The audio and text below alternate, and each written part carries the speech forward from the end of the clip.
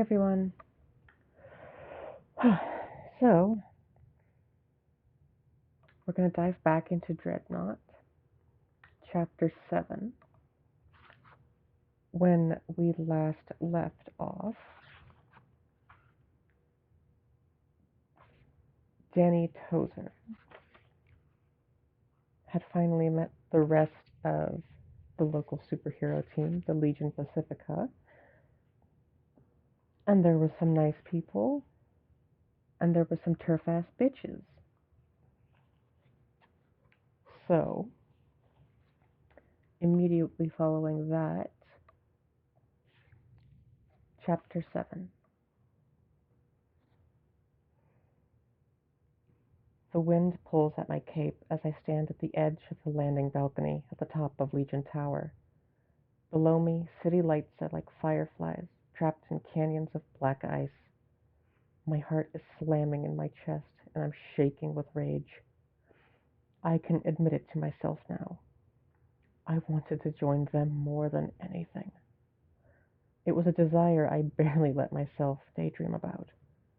It felt presumptuous, arrogant, but now it just seems naive. Nobody is who they look like on TV. They want Dreadnought, all right, but they don't want a tranny. Nobody does. The door opens and I hear footsteps across the landing to me. Danny, I'm so sorry, says Doc Impossible. Save it. I didn't. That was as much a surprise to me as it was to you. I don't know those people. I turn and glare, and it's a good thing I can't kill with a look or she'd be a smoking crater. You do. Grey Witch sprung that on me. Doc Impossible fiddles with her cigarette, an anxious flick, flick, flick between drags. I knew she was old school, but I didn't think she'd go all Mitchfest on you. So you just sent her my medical file? I shout at her. Isn't that supposed to be private? You don't even know if she hates trans people or not, and you tell her what chromosomes I have? Doc Impossible looks sick. I'm sorry, that was a mistake. Why? Why did you do that? We needed to be sure the mantle hadn't been damaged, that it wasn't malfunctioning, showing them that it was working the same way it always had, by making them your ideal self, seemed to be the best way to do that. And to explain that, it seemed necessary to tell them you were trans. Thanks, thanks a lot. Really, that makes me feel so much better. I'm sorry. I really am. I, I brought you your street clothes and your phone. I put the handbooks in it and my phone number too. She holds the satchel out for me. I sigh and take it. Thanks. I don't think I'm going to be coming back here. Look, at least keep the provisional membership. It doesn't cost you anything. Valkyra and Magma really like you. I do too. An hour ago, hearing that Valkyra liked me and wanted me on her team would probably have sent me to the moon. Right now, it feels like one of those stubby little trophies they give to the losing team in grade school soccer. And Carapace is a good guy. He'll come around when he gets to know you. Carapace will come around when I agree not to pollute the memory of his friend. I make sure the satchel is strapped securely closed and slip it around my chest. Wouldn't do to let an icky trans chick stand shoulder to shoulder with the great ones. He just needs time, and I needed to know I could trust you. All of you. I step off the balcony's edge and fall. I fly. It's easier to get home than it was to reach Legion Tower. After I stash my clothes in my room, I consider trying to sleep, but my head is whirling. It feels like it's been weeks since I left. The clock says it's been about 80 minutes.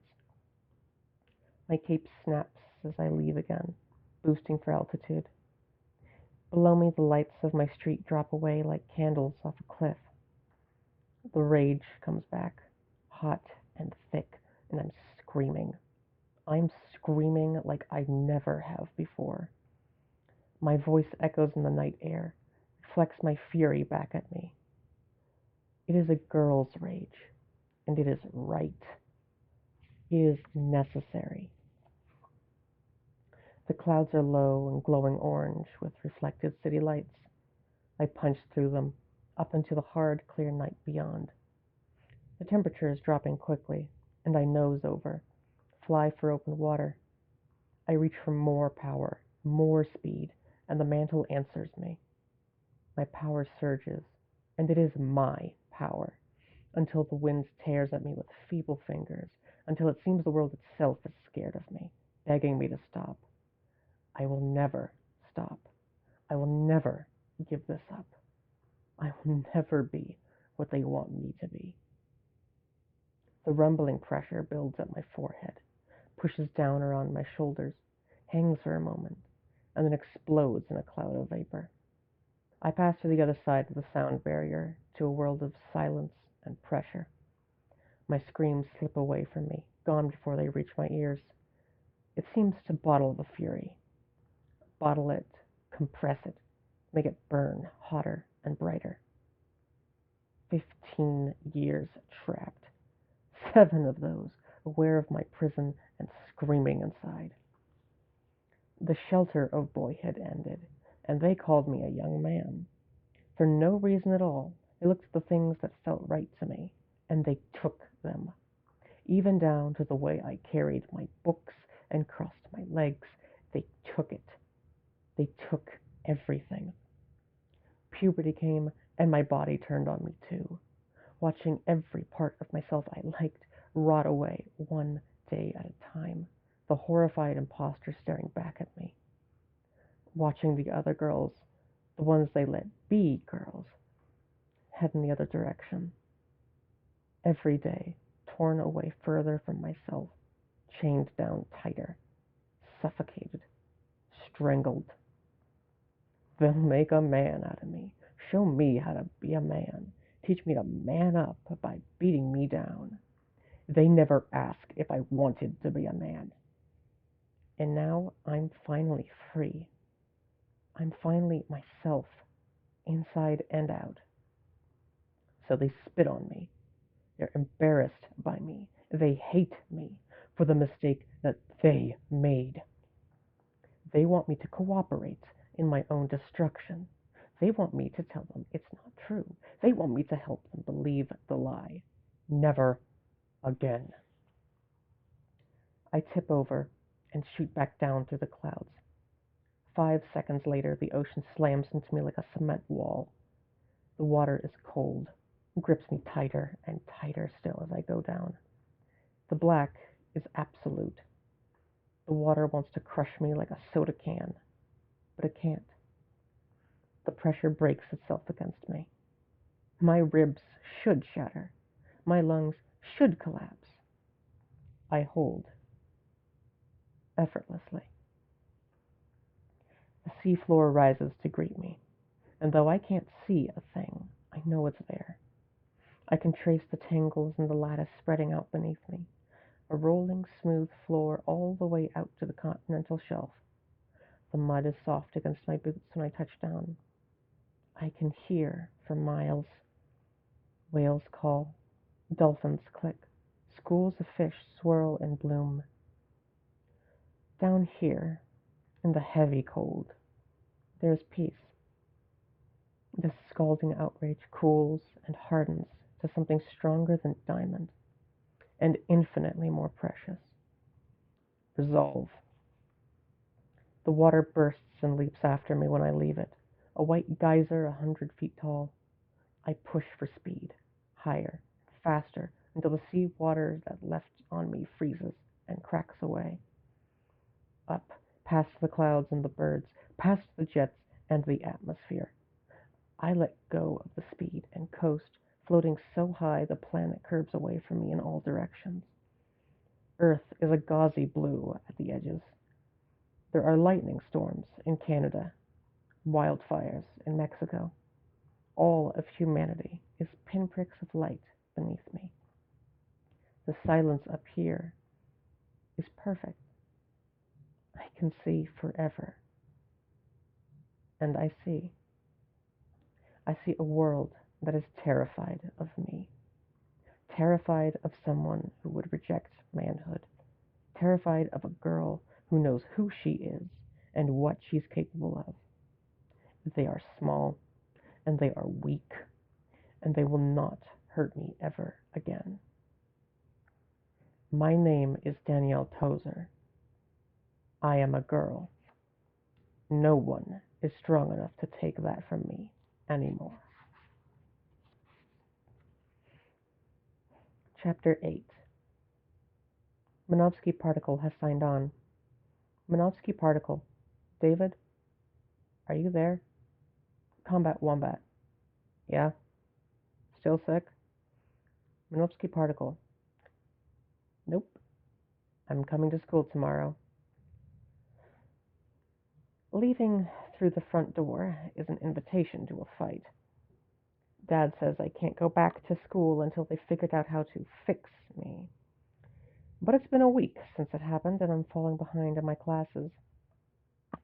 It takes a long time to get in to see an endocrinologist, and the truth is, even if we wanted to start testosterone injections tomorrow, it would take months for the effects to show. If Dad had his way, I'll be repeating sophomore year. After last night in Legion Tower, I'm finished being a good little girl who does what she's told. So I'm going to school and showing people who I am. They can deal with it. Or not. I don't care anymore. Whatever happens, David will have my back. It's been too long since we've hung out already. I slip out my bedroom window, close it behind me, drop silently to the ground. The gate in our cramped backyard, really more like a pad of cement that we've got a small table on, opens onto an alleyway, and I follow that to the street and then toward the bus stop. I pass up my normal stop and wait at the next one. It's not like Dad could really stop me anymore, but it just seems better to avoid the fight until I've actually done it. Fait accompli, it's called. An accomplished fact. Do it fast without their permission, and then there's nothing they can do to change it back. More and more, I'm starting to think that's the way to live. He's going to scream at me for sure. Probably as bad as he ever has, but that doesn't matter anymore. I've got superpowers. A few kids are already at the stop. I stand apart from the group and try to smile in a normal, friendly way when a few of them look over with questions on their faces. There's the bus. A family of nervous centipedes is crawling around in my guts. I clench a fist to steady myself. I can do this. I'm invincible. The other kids file onto the bus, and I'm last in. There's something terribly fascinating about the floor between the seats, or at least there must be, because that's all I'm staring at until I find an open seat and sit down. But nobody says anything. Nobody points and laughs. As far as I can tell, I'm just the new girl to them. The new girl. Yes. We pull away from the curb, and I watch the world slip by through the windows. Everything looks brighter, better. I'm smiling like it's my job. I send a text to David. Meet me at the normal spot. Awesome, he texts back. Can't wait to see you. The bus pulls in at my school, and we file off toward our classes. The centipedes in my stomach have joined the circus and are now doing a trapeze act. There's a spot where David and I always meet up, against the front wall of the school, right under the tarnished metal letters that spell out Kennedy High School. It's a nice spring day, the sky pale and crisp. A dozen different ways this could play out are running through my head, no matter how much I try not to think of them. The hard part is going to be holding back from blurting out that I have superpowers right away. We need to get to somewhere private first, so I can prove it. Screw what the Legion says. Clearly, they don't understand what's good for me after all. It's almost time to go inside. I'm checking my phone for the third time when I hear him say, "Hey, are you waiting for someone?" David is taller than I remembered. No, I'm shorter. He's got short brown hair, glasses, a soft stomach, and big arms. When I smile at him, he blushes. He also can't stop scanning his eyes up and down my body. I suppose that was inevitable. No biggie, as long as he knocks it off soon. "Hi, David. Do I know you?" he says. I can see the gears turning. He's recognized me, but he's not letting himself believe it. "Are you waiting for Danny, too?" "I am Danny. This is why my dad was keeping me home." David laughs. "No, no way. No, you look like his cousin or something, right?" "My cousins live in Empire cities, and they're all boys. As far as I can tell. Anyhow, I suppose one or more of them could be trans, too." "There was an accident, I guess you could call it." "You got turned into a girl," he says. "Nope," he yelps it. The bell rings, and some people are looking over at us. "Come on," I say, grabbing him by the arm and steering him towards a side door. "I don't want a crowd just yet." How the hell did this happen?" "Supervillain did it," I say, dropping his arm. "Dad wants to find a way to turn me back." We push through the side door and head to our lockers. David gets more than a few dirty looks from bumping into people in the crowd as his eyes are fixed on me. Um, David sort of gropes around for words, finally settling on, "Does he have to?" A laugh is almost out of me when I notice he's staring at me. I mean, really gawping. We go way back, and it's a big adjustment, so I brush it off. "No, and he can't make me. I'm going to stay a girl." He blushes. "Oh, all right. That's, yeah, great." We get to our lockers, and I spin the combination into my lock. They're cramped half lockers, a little better than what we had in middle school. I shove my bag in, take the books I'll need until lunch, and clasp in front of my chest, in the distinctly feminine hold that was slapped out of me as a child. It feels right. It feels necessary. David hasn't opened his locker. He is just standing there, staring at me, or rather, at my chest. It is suddenly obvious to me why some girls hold their books this way. Oh, Jesus. "You're gonna get a tardy slip," I say, and turn to head for the homeroom, my cheeks blooming. "You're really hot," he blurts. My shoulders hitch up, and I turn back. "Uh, Thanks." His face is scarlet now. He laughs nervously, and I get to homeroom as fast as I can without flying. It's normal, though, right? I mean, normal as any of this can get. I look a certain way, and he's just getting used to that. David likes flirting. He'll get out of that system, and then he'll be fine. "Townsend, Beverly." Mr. Macker is real formal about roll call. "Last name, first. Sound off, soldier." "Here," says Beverly. "And Danny's still out, so—" "I'm here," I say, raising my hand. Every head swivels toward me. Inside my shoes, I'm clenching and unclenching my toes, but my face is solid, impassive. I'm invincible. I can do this.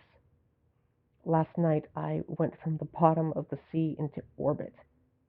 I can handle high school. "Young lady, I do not appreciate pranks in my class. What is your name?" "Danielle Tozer.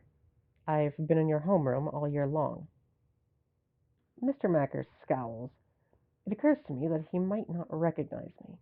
He's one of those teachers who spends all his time staring at his notes, ignoring his students as much as he can.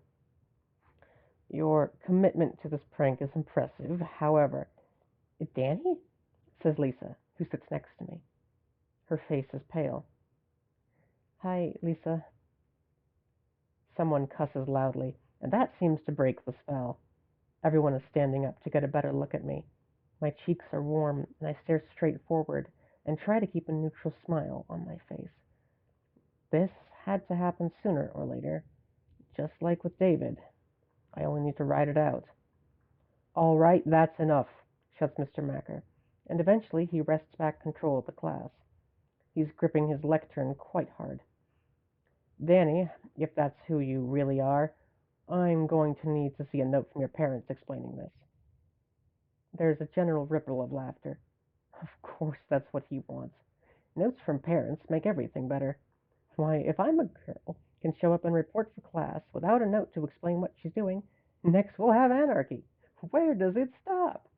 Soon they'll be dancing. Sure thing, Mr. Macker, I say. I feel like I'm on top of the world, and just for a moment contemplate literally going back up there between classes. But then it happens again in first period, and it's not as fun. Second period is the same thing, and now it's actually getting annoying. What started as something that was almost an affirmation, everyone's noticing I'm a girl, has now become tedious, and now they won't get over it. When a runner from the office comes to fetch me out of the third period, I'm almost grateful. I sit next to David in this class, and he hasn't stopped staring at me. Getting yanked is a relief. This feeling lasts for about as long as it takes me to get to the office to see Mom waiting for me there. Well, crap. In a way, it would almost be easier if it were Dad. He would be deadly calm while we were still in the office, and then once we were in the car, boom. The detonation would be fast and hard, and he'd scream himself hoarse at me. I know how to brace up for it, how to avoid making it worse. But Mom isn't like him. What she does is almost worse. The moment I stick my head in the door, she's rising from one of the cheap chairs in a little waiting space in front of the big main desk where the school secretary sits. Danny, we have to go, she says. I have class. I'll pick up your homework from your teachers. She's already moving toward the door, moving to push me back out of the office. We need to leave. Everything about her is calm, serene almost, but there's something off. Nobody but me would notice how different she is right now. If she were Dad, I like to think I'd just shout back that after last night, after the promise I made myself at the top of the atmosphere, that he wouldn't have that power over me anymore. But I'm not ready to deal with Mom.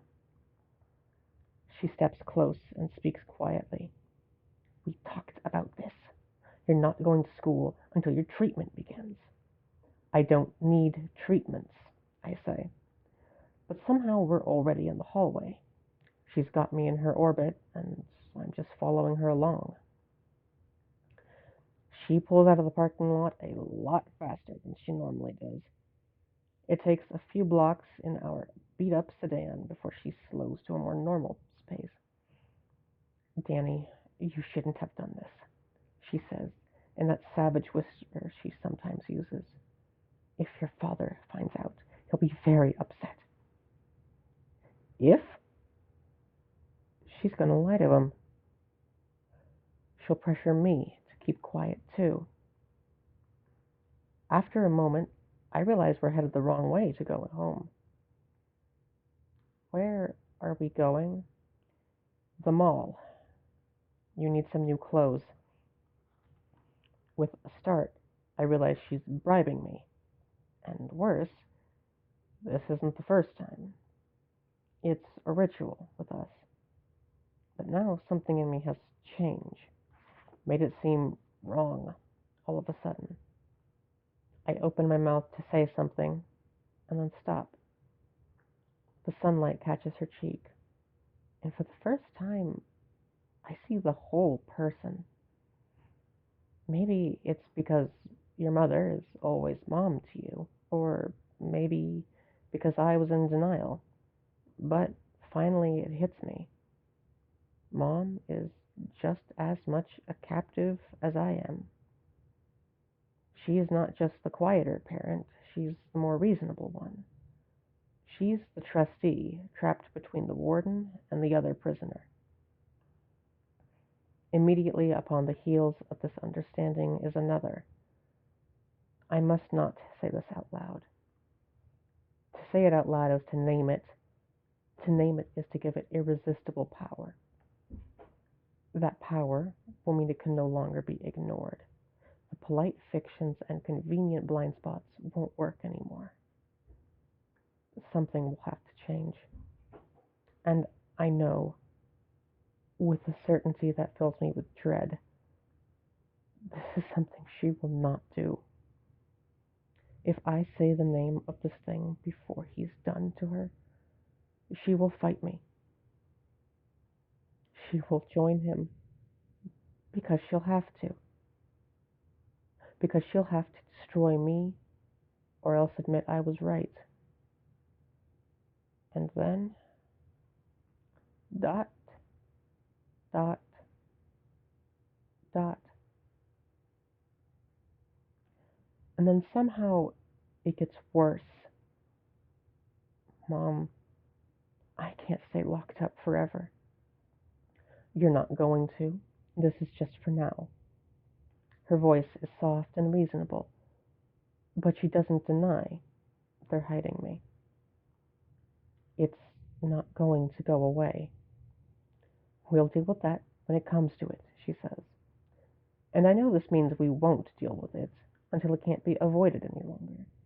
Which, given how practiced we are as a family in avoiding things, could mean more or less forever. Everyone at school already knows. Her knuckles are white on the steering wheel. He won't ask them, she says, almost to herself, feeling sick and alone and very, very young. I let her drive me to the mall. There's a thrift store there, and she buys me some jeans. It goes without saying I am never to wear them around the house.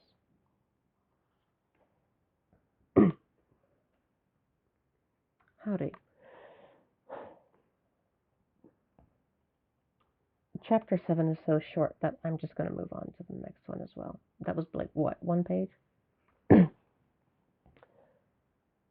So, from Chapter 8 to Chapter 9. Minovsky Particle has signed on. Combat Wombat. Dude, where did you go? Minovsky Particle. Mom came and picked me up. She doesn't want me coming to school. Combat Wombat. Oh, man, that sucks. Is your dad pissed? Minovsky Particle. What the hell does that mean? Combat Wombat. Nothing, just hope you're not grounded or anything. Minovsky Particle. Okay. No, I'm not grounded. Yet. Combat Wombat. This whole thing is just so weird. Everyone's been asking me about it. Minovsky Particle. Oh? Combat Wombat. You turned into a freaking girl, Danny. People are freaked out. Minovsky Particle. I guess we'll just have to get used to it. Combat Wombat. As cute as you are, that shouldn't be a problem. Minovsky Particle. Lol. Thanks. Combat Wombat. When are they going to let you come back? Minovsky Particle. I don't know. The next day, I decide to go back to school again. Mom might try to pull me out. Might be really mad this time, but I can't let that stop me. They have to know I won't be shut away anymore. I won't live in shame anymore. The truth is, I'm scared to think of what will happen when Dad inevitably finds out. Yesterday, I felt invincible. But Mom's quiet little freakout has me rattled. It'll be bad. I know it will. But I'm stronger now. I'll be okay. Sooner or later, he's going to have to accept the fact that I'm not his son. I'm his daughter. He'll yell, he'll scream, he'll pitch a fit, and that might last for days or weeks. I don't look forward to it. But I have to believe this can work. And really, how bad could it get? He hasn't hit me since he stopped spanking me as a little kid, and if he tries now, he'll probably break his hand. I can endure whatever comes of this. I know I can. First, though, I have to get out of the house. Dad always has to leave early to beat rush hour on his way to the crappy retail tax preparation job he's had since the economy wiped us out. But Mom's vigilant, even in his absence. I make a show of eating breakfast through the times when the school bus should arrive, and when Mom lets her guard down, I slip out my window again. Taking a city bus is longer, but in some ways more comfortable since there aren't other students around. Flying would be faster, but if the kids at school learned I could fly now too, that would make the crowds and the staring even worse. It might even get some people thinking about why I suddenly have a special ability just a few days after they put Dreadnought in the ground. I get to school in time to be late for second period. Class ends and we file into the hall. There are lots of eyes staring, but I keep my face blank and pretend I don't notice.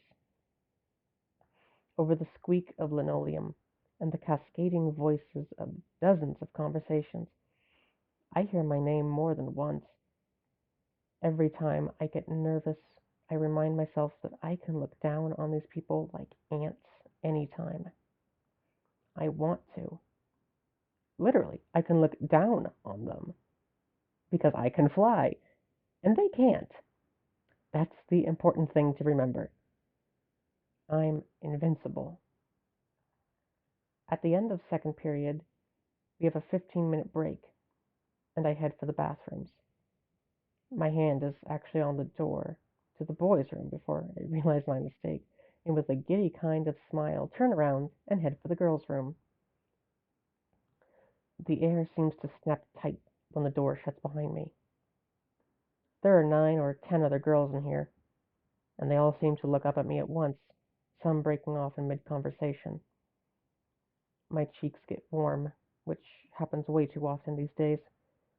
I flick my eyes to the ground and go to stand at the back of the line to get a stall. There are no urinals in here, so it almost doesn't seem like a bathroom to me. To my great relief, most of the other girls almost immediately lose interest in me. 2 leave quickly, another keeps staring, but nobody hassles me. When it's my turn, I shut the stall door and let out a quiet breath. This'll get easier, I'm sure. I hope. When I'm done, the bathroom is almost empty. Just a few other girls still waiting to use the toilets. I'm washing my hands, trying to be quick but thorough, when I sense someone at the sink next to me staring. Yes, I say, looking over. It's a girl I sort of recognize. Long dark hair, dark eyes. She's looking at me intently and is chewing on a kind of rubber pendant on a necklace. She probably doesn't like me. Nothing, she says, pendant dropping from her mouth to hang on a string. She looks down at her own hands, begins scrubbing them intently. Never mind. No, really, what? I say, a little more forcefully than I intended. It's just, well, I suppose this is all a big change for you. Only because other people make it a big change, I say as I wipe my hands. Right, sorry, I didn't mean to stare. She grabs a fistful of paper towels and wipes her hands quickly, then holds one out to shake. I'm Sarah. Danny, I say, shaking her hand. The warning bell rings and we head for class. She goes the other direction from me, but turns back to say, Welcome to being a girl. Don't mind the boys. You'll get used to them. What the hell does she mean by that? I think a memo must have gone out because my teacher stopped demanding I prove who I am in every class, whether mom likes it or not. Her coming to the office yesterday, asking for me by name, and then obviously recognizing me and accepting who I am in front of the school secretary has made it more or less official in the school's eyes. That's what I hope, anyhow. Fourth period goes by, and I let myself begin to believe the novelty of my transformation is starting to wear off, because most of the other students I've already had a class with today don't stare at me anymore. The lunch bell rings, and I hustle to put my books in my locker and meet David for lunch. So you're not going to get yanked today? He asks. Looks like. Yeah, I say as I click my lock shut. God, I do not look forward to the next test. We join the herd moving toward the cafeteria and split up to the different meal kiosks. There's a lot of cruddy things about this school, but their food program is really nice. We've got plenty of selections, and because there are about half a dozen choices each day, we get to avoid the sort of huge lunch line that eats up half the break period that a lot of kids have to suffer through. I get a slice of pizza and am reaching for a second when I realize this is what a boy would eat.